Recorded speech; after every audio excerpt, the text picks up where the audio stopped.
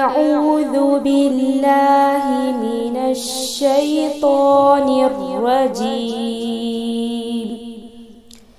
بسم الله الرحمن الرحيم.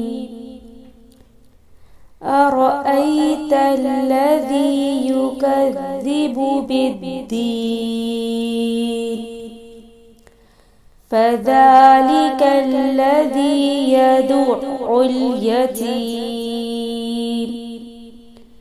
ولا يحض على طعام المسكين.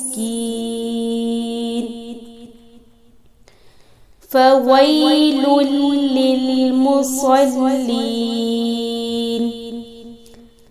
الذين هم عن صلاتهم ساهون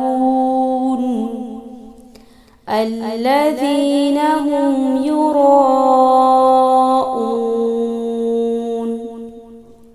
ويمنعون الماعون. صدق الله العظيم.